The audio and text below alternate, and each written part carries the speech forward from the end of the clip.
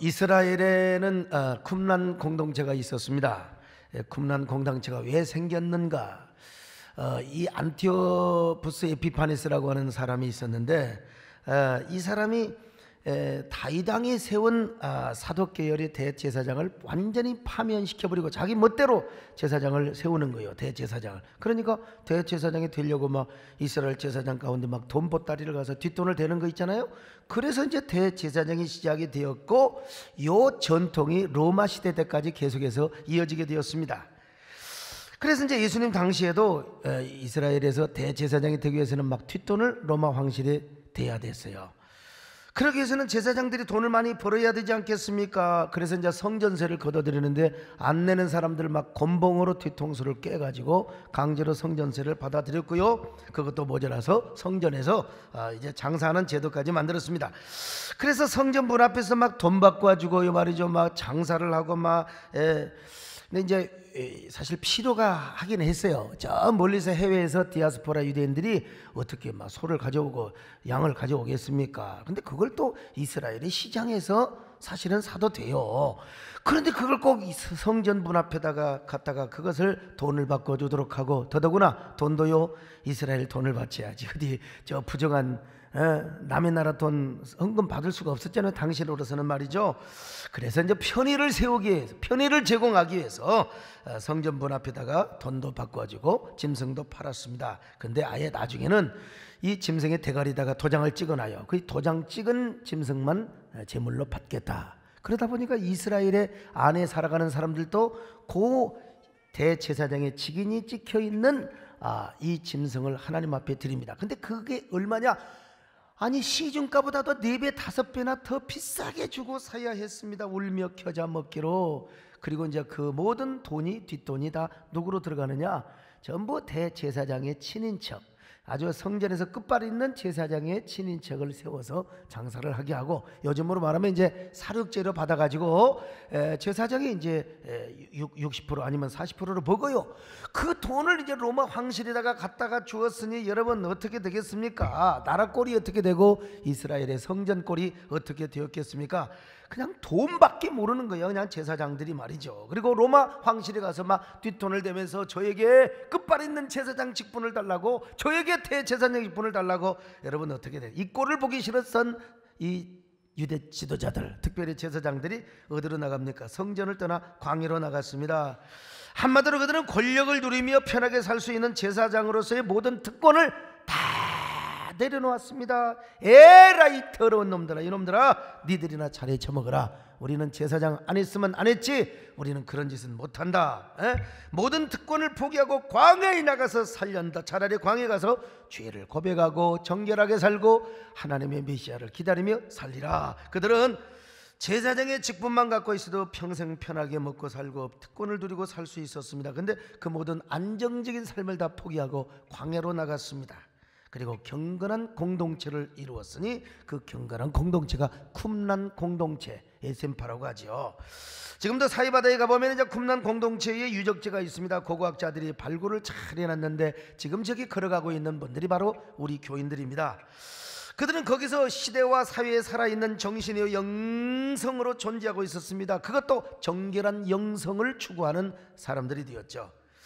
그들은 타락한 제사장들과 성직자들과는 차별화된 삶을 살고 있었습니다. 철저한 금욕, 절제의 삶을 살았고 죄와 타협하지 않고 세속과 타협하지 않는 그야말로 깨끗하고 정결한 삶을 살았던 것이죠. 그들은 육과 영의 충돌을 경험하면서 철저한 이분법적인 구조 속에서 그야말로 금욕주의적인 삶을 살았습니다. 그러므로 쿰란 공동체의 가장 큰 특징은 뭐냐? 정결이요. 모든 예식도 정결이요. 모든 교일도 정결이 목표였습니다. 그들은 매일 일과가 정결을 위한 묵상을 하고 정결을 위한 기도를 하며 정결을 위한 찬양을 냈습니다. 모든 것이 바로 정결 그 자체였습니다. 엄격한 규칙을 지켰는데 그것도 정결을 위한 것이었어요. 모든 계율이 다.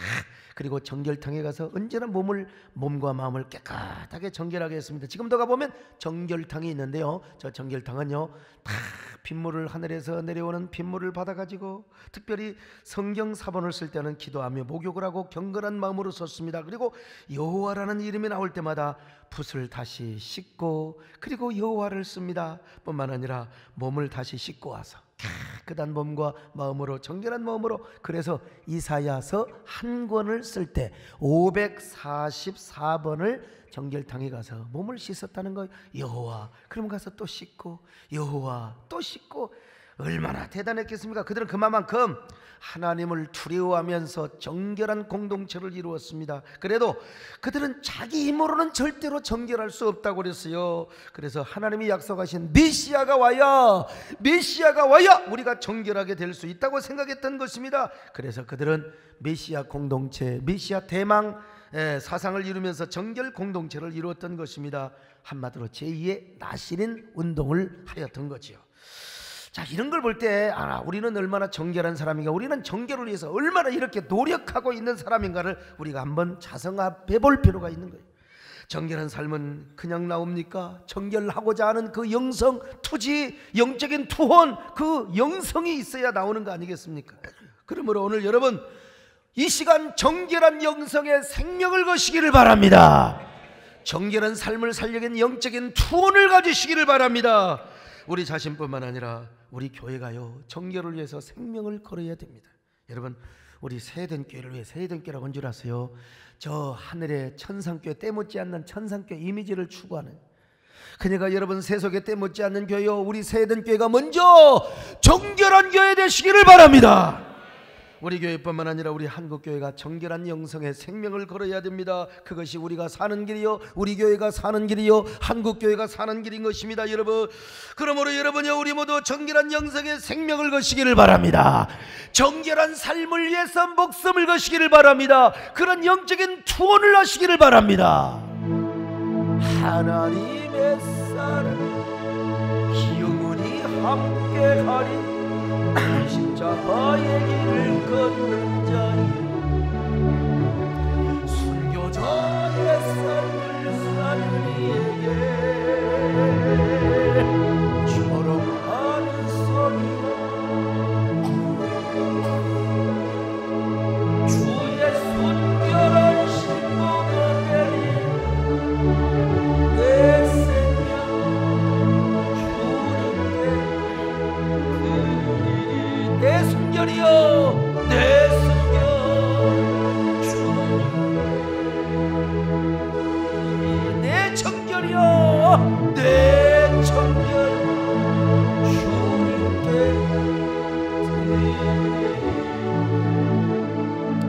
근데 참 수수께끼 같은 아이러니가 있어요. 그렇게 그들이 정결을 위해서 힘쓰고 그렇게 메시아를 대망했는데 이 등신 같은 인간들이 하나님이 보내신 메시아 예수 그리스도가 왔는데 예수님을 몰라봤다니까. 참 이게, 아이고, 이런 등신들이 어디가 있습니까? 그렇게 낮에나 밤에나 눈물 머금고 하나님의 메시아를 기다리는데 막상 주님이 오셨는데 주님을 몰라요. 죄인들을 위하여 주님이 오셨는데 그가 메시아인 줄을 몰랐단 말이 얼마나 참 아이러니한 딜레마요, 수수께끼입니까?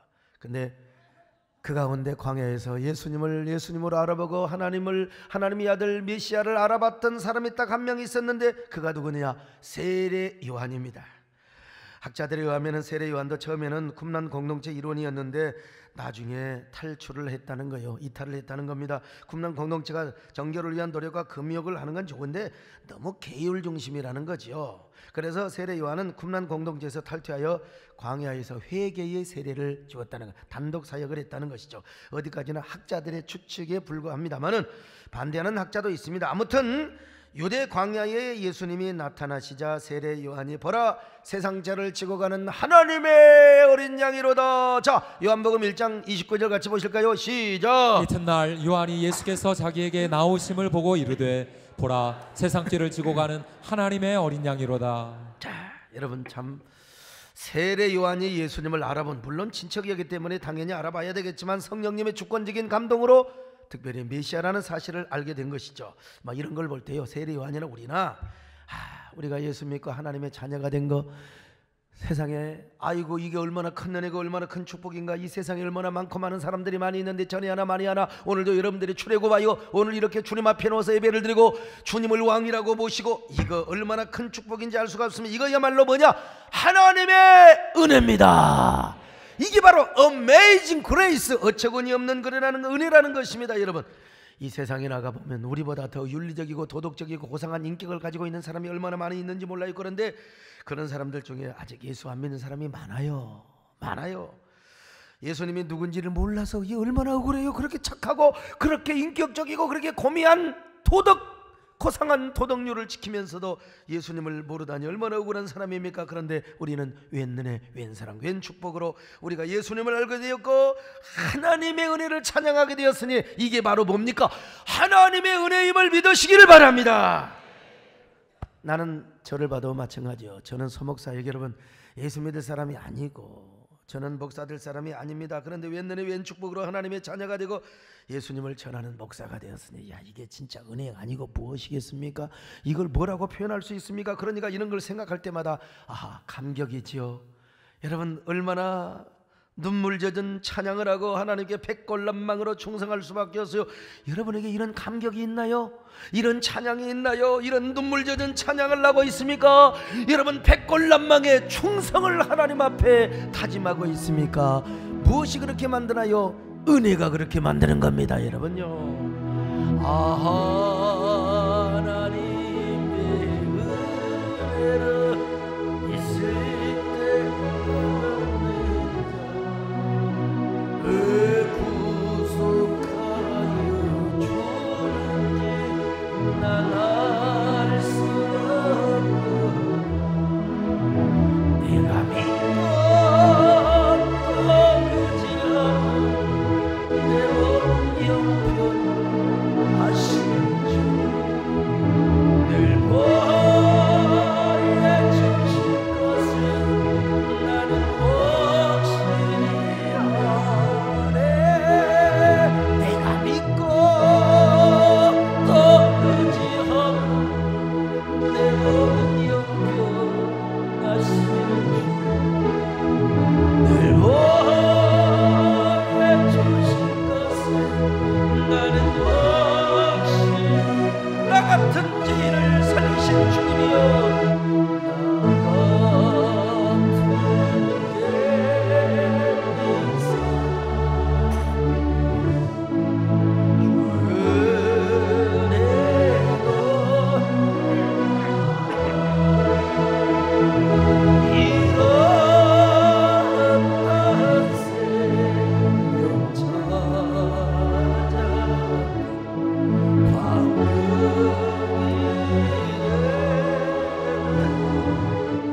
그런데 우리를 위하여 십자가에 죽으시고 부활하셔서 우리를 구원하시는 우리 주님께서 우리에게 요구하시는 것 딱 하나 있어요. 그게 뭔 줄 아세요? 정결입니다. 정결이 뭐냐?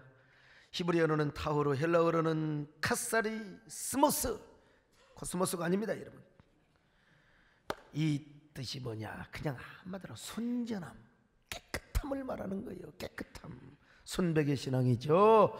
그러므로 성경이 말하는 정결은 도덕적, 윤리적, 사회적 정결보다 더 강조하는 그게 뭐냐? 영적인 정결이죠.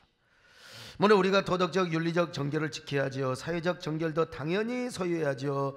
그러나 아무리 그런 정결을 갖춰, 그런 의를 갖췄어도 영적인 정결, 이 순혈적 신앙을 잃어버리면 주님과 아무런 상관없어요. 성경은 영적인 정결을 이야기를 할 때 부부관계를 예를 들어서 설명을 합니다. 더 나아가 예수님과 우리와의 관계를 뭐라고 합니까? 바로 신랑과 신부의 관계로 표현을 하고 있습니다. 이건 신약뿐만 아니라 구약도 마찬가지죠. 구약에서 하나님이 이스라엘 백성들을 출애굽시켰습니다. 그리고 출애굽에서 구출한 후에 시내산에서 언약을 맺는데 이 언약을 뭐라고 합니까? 에레미야 선지자는 결혼 언약이라, 결혼 언약이라고 표현하고 있습니다. 그래서 이제 결혼 언약을 맺고 나서 하나님이 원하시는 게 뭐냐? 여러분, 이스라엘이 하나님의 신부고 하나님께서 이스라엘의 남편이 되니까 이스라엘로 하여금 뭘 요구하느냐? 정결을 요구한 거예요. 정결. 절대로 이방신을 의지하지 마라. 이방 나라를 의지하지 마라. 그러니까 우리 하나님은 어떤 하나님이냐? 질투하시는 하나님이죠. 바람피는 여자를 남편이 질투하시는 것처럼 여러분, 하나님도 질투를 느껴. 질투를 하니까 어때요? 하나님도 상처를 받으시죠. 상처를 받으니까 어떡합니까? 진노를 하시고 이스라엘을 내쫓고 막 이혼서까지 써주었다고 표현하지 않습니까? 에르미야 3장 8절입니다. 시작. 내게 배역한 이스라엘이 간음을 행하였으므로 내가 그를 내쫓고 그에게 이혼서까지 주었으되 그의 반역한 자매 유다가 두려워하지 아니하고 자기도 가서 행음함을 내가 보았노라. 이게 보통 이게 뭐 서로 바람피어서 문제가 있고 그러면 그냥 참고 살면 좋을 텐데 꼭 이혼을 하자는 게 남자 신부는 그러거든요. 우리 하나님도 이혼서를 써가지고 고대 근동에서는 바람 피우면 이혼서 써가지고 처갓집으로 쫓아버려요.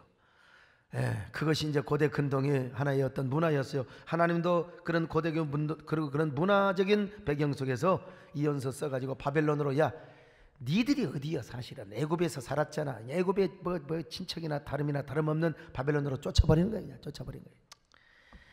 왜냐하면 우리 하나님의 사랑에도 질투가 있어요. 질투. 옛날에 이런 노래가 있지 않습니까? 저는 이런 뭐 읽을 때마다 아는 게 이런 것밖에 없어갖고, 어차피 여러분 뭐 하나님도 있어, 목사에 뭐 아는 걸 쓰는 건데 어떨 겁니까? 그냥 한 남자가 진짜 사랑했던 여자가 있어요. 그 이름은 줄리아입니다. 모든 것을 아낌없이 다 주었어요. 그런데 그 여자가 배반하고 딴 남자한테 가서, 그러니 얼마나 열받겠어요. 그러니 사랑을 빼앗긴 남자는 얼마나 질투를 느끼고 배신의 쓴맛을 맛보겠습니까? 그런 쓰라린 심정, 그 여자는 지금 어디 가서 살고 있을까? 자, 선글라스를 쓰고 기타를 든 맹인 가수가 불렀던 노래입니다. 이영복 씨가 불렀던 노래 여러분 아시죠? 줄리아라는 노래요. 나의 모든 것을 뺏어가 버린 여인아, 나의 모든 것을 앗아가 버린 여인아. 진짜 우리 하나님이 이런 상처를 받으셨어요. 여러분한테 상처받은다니까. 이 줄리아 이것들아, 상처받을 수 있어요. 그래서 이스라엘 백성들을 하나님 징계를 버리신 거예요. 징계를 하신 거예요. 그 사건이 이스라엘이 바벨론 포로로 끌려간 사건입니다. 근데 하나님 완전히 버렸느냐? 애증이라는 게 있잖아요. 잠시 버린 거요. 사랑해서 패는 거지. 사랑해서 막 그냥 새드즘처럼 남자를 볶아대고 여자를 볶아대고, 그게 사랑이에요 사실은. 우리 하나님이 이스라엘을 향한 애증의 사랑으로 그들을 버린 거지요. 그러면서 하나님이 혼자 울고 계신 거지. 우리 부부관계도 진짜 사랑했던 여자 있는데 잊지 못할 부정한 사건으로 잠시 별거나 이혼을 하면은, 여러분 여자들은 나 잘 모르겠는데 남자들은 그렇지 않습니다. 잊을 수 없어요. 노인 어르신들이 고개 끄덕끄덕한 거 보니까요, 잊을 수 없는 겁니다. 이혼을 해도 특별히 첫사랑, 내가 마음 주었던 여자는 잊을 수가 없습니다. 그래서 남자건 여자건 그 사랑을 생각하면서 울고 또 우는 것입니다. 그래서 가수 이영복 씨도 말이요, 마지막 노래를 이렇게 장식했습니다. 떠난 여자를 생각하며 줄리아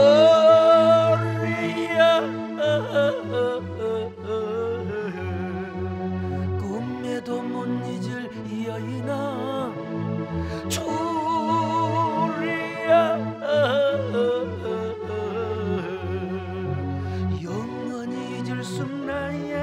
영원히 잊을 수 없는 나의 사람아, 영원히 잊을 수 없는 나의 사람아. 이렇게 하는 거예요. 아무튼 이게 꼭 노래 부르려면 가래가 차가지고 그러는데 말이에요. 우리 하나님도 마찬가지입니다. 꿈에도 못 잊을 이스라엘을 향하여 하나님이 울고 또 울었어요. 밤에도 울고 낮에도 울고, 사랑해서 울고 미워서 울고 그냥 버릴 수 없어서 울고 사랑해서 울고. 그러나 부정한 그들을 그냥 용서할 수는 없지요. 자신의 몸과 마음과 영혼을 더럽혔던 신부되는 이스라엘을 그냥 받아들일 수는 없어. 그러니까 회개하기를 기다리는 거예요.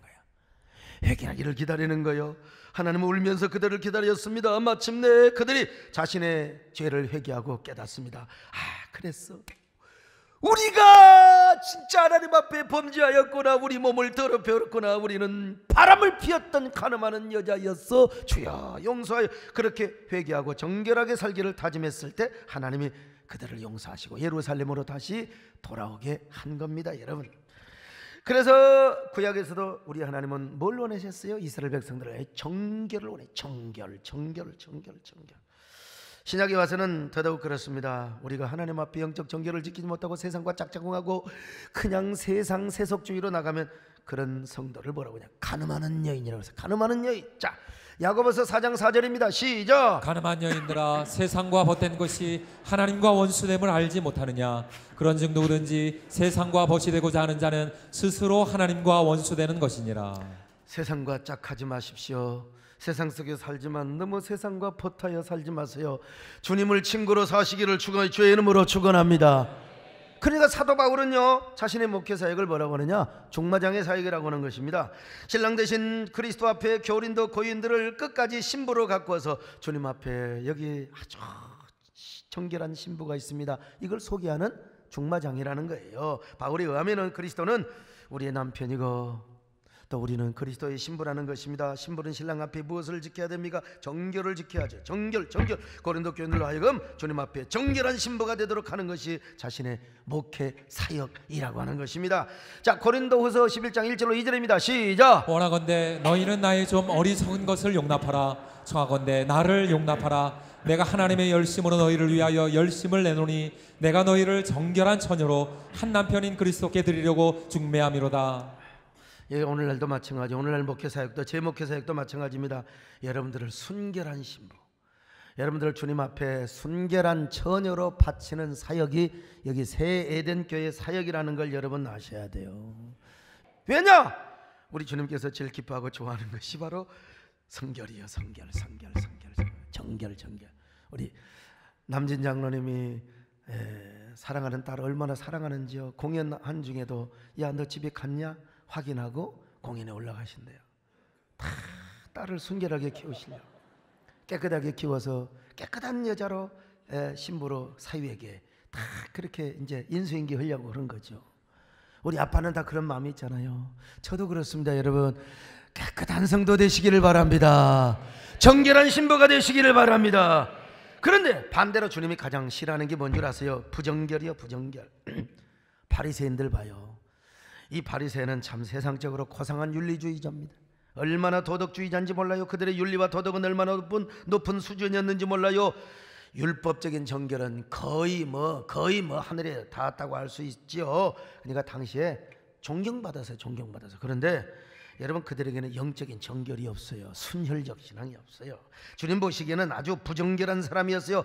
당시 세례 요한의 영적인 눈으로 보기에도요, 그들은 얼마나 하나님의 진노에 대해, 하나님이 그냥 구역질나는 사람, 그래서 뭐라고 있어요? 자, 누가복음 3장 7절로 9절 같이 봅니다. 시작. 요한이 세례 받으러 나오는 무리에게 이르되 독사의 자식들아, 누가 너희에게 이르러 장차올 진노를 피하라 하더냐. 그러므로 회개에 합당한 열매를 맺고 속으로 아브라함이 우리 조상이라 말하지 말라. 내가 너희에게 이르노니 하나님이 능히 이 돌들로도 아브라함의 자손이 되게 하시리라. 이미 도끼가 나무 뿌리에 놓였으니 좋은 열매 맺지 아니하는 나무마다 찍혀 불에 던져지리라. 근데 우리 예수님은 세례 요한보다 한 수 더 뜨셨습니다. 그들을 향하여 이 독사의 자식들아, 뱀들아, 뱀의 새끼들아. 여러분, 이 욕은요, 당시 이스라엘에서 잘 지저분한 욕이었습니다. 저주스러운 욕이었어요. 예? 우리가 뭐 개자녀, 개아들 내가 어떻게 개 플러스 새끼라고 하겠습니까, 여러분? 예?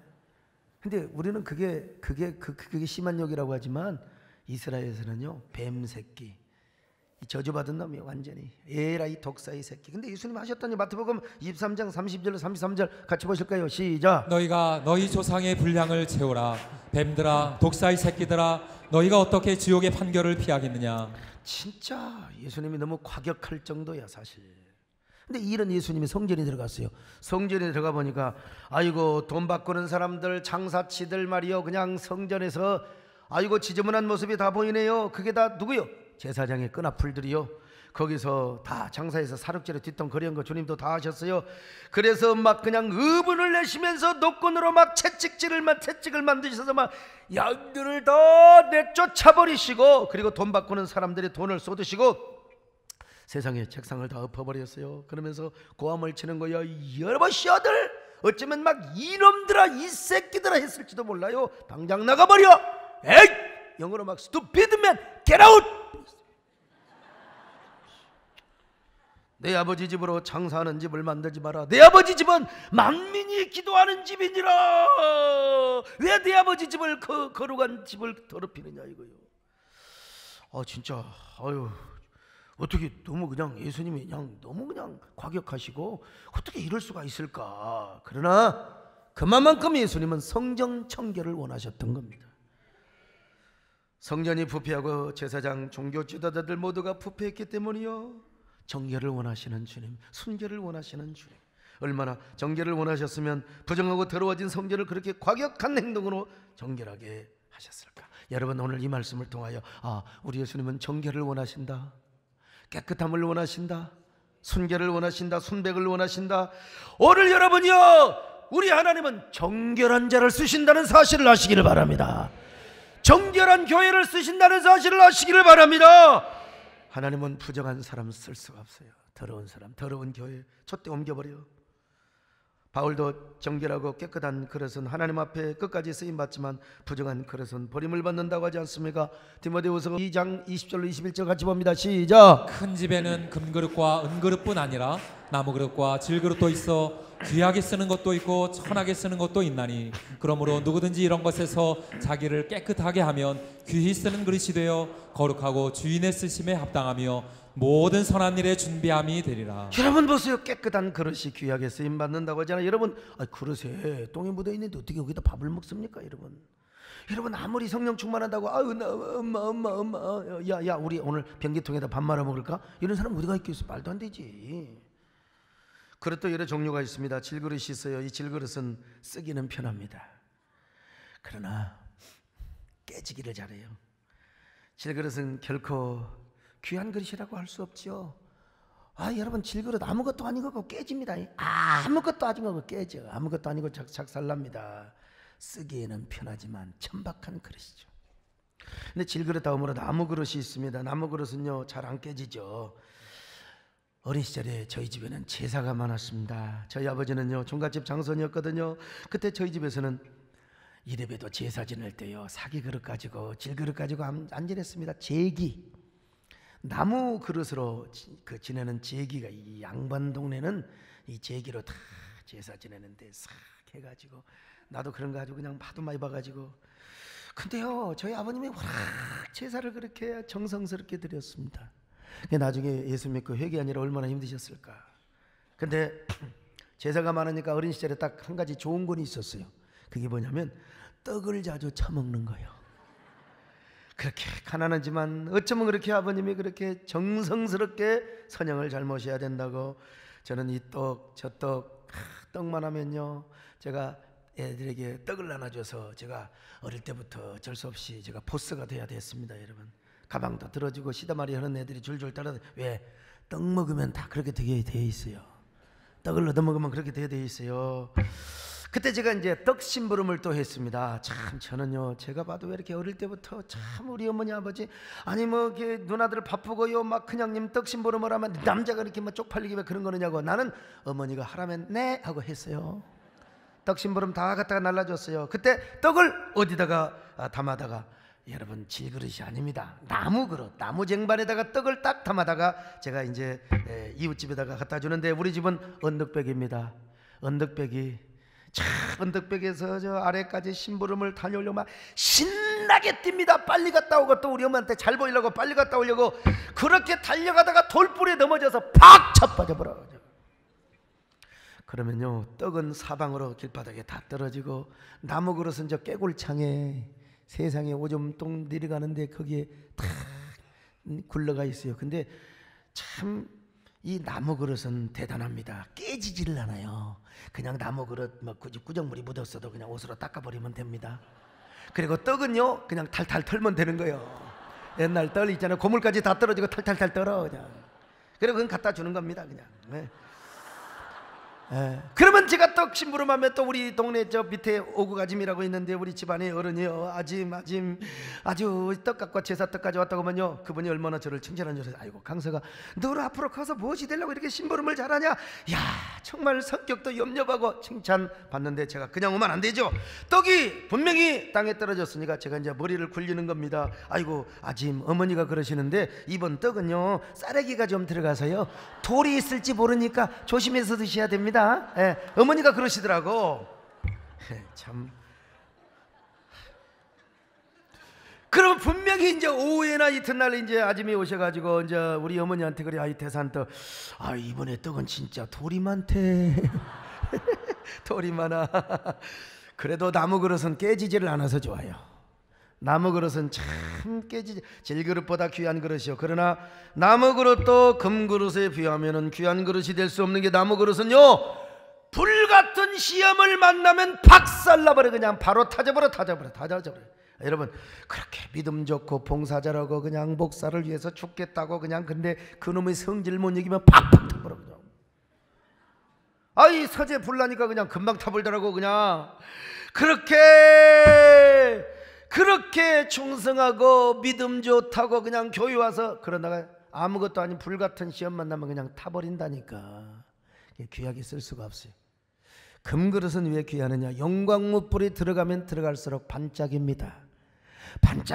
불순물이 다 불을 만나면 만날수록 여러분 가치가 빛나는 게 뭐예요? 금그릇입니다. 그러므로 여러분 다 금그릇 되시기를 축원합니다. 귀한 그릇 되시기를 바랍니다. 그런데 이런 귀한 그릇으로 쓰임받기 위해서는 성경은 뭐라고 말씀합니까? 깨끗해야 된다.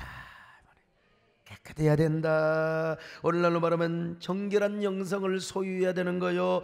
디모데후서 2장 21절 다시 한번 확인해 볼까요? 시작. 그러므로 누구든지 이런 것에서 자기를 깨끗하게 하면 귀히 쓰는 그릇이 되어. 됐습니다. 여기까지만 읽어도 돼요. 여러분 자기를 깨끗하게 하면 귀히 쓰는 그릇이 된다고 말씀하지 않습니까?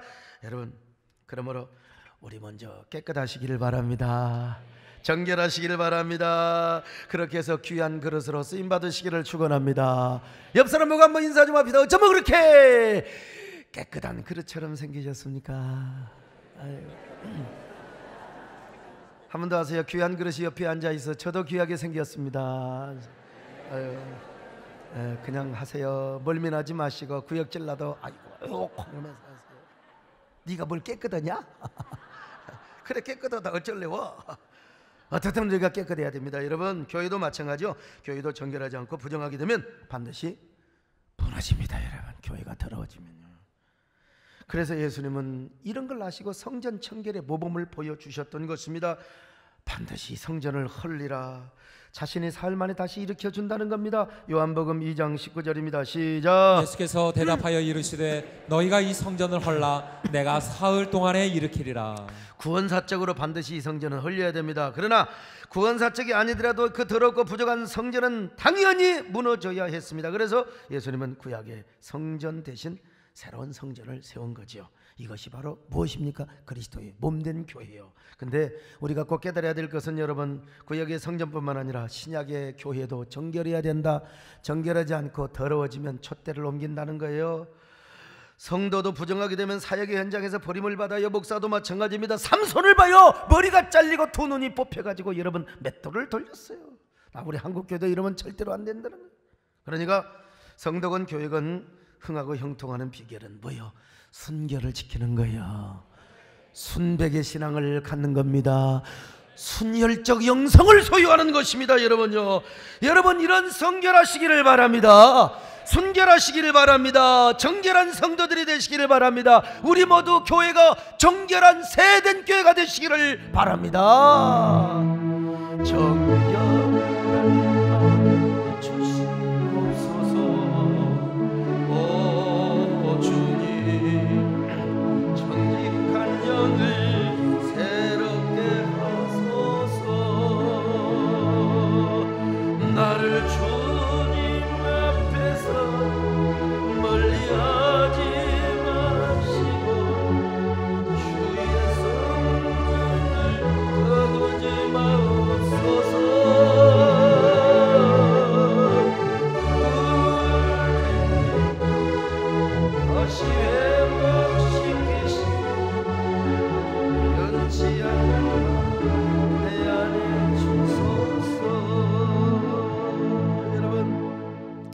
시대는 우리 자신이 정결을 요구받는 시대입니다. 하도 세상이 참 더러워지고 교회마저 이 음녀가 이게 금잔을 들고 다니면서 여러분 교회 와서 주의 종까지도 넘어뜨리려고 하는 시대요.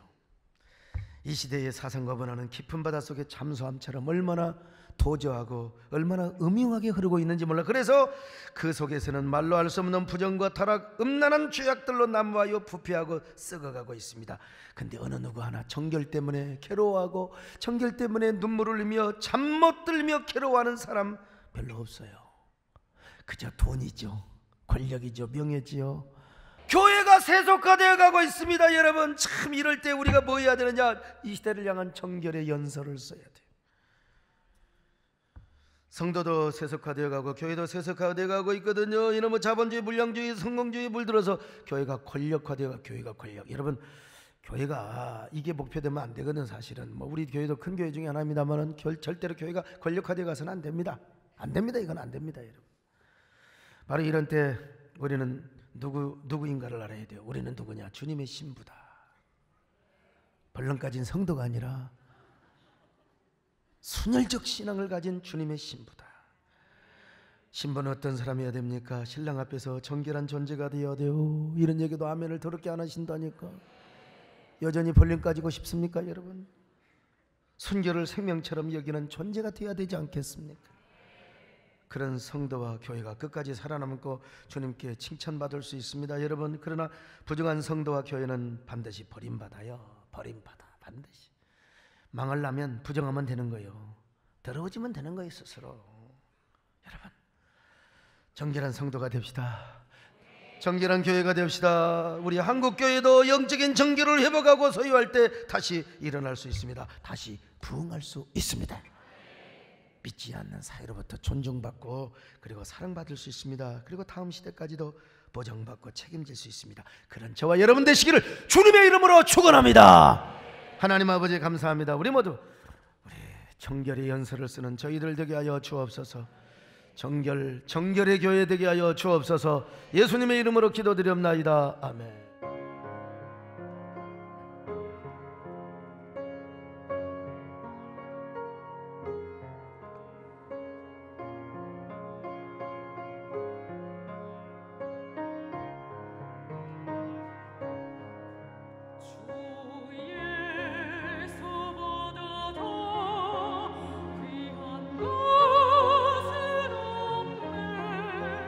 이 세상 복이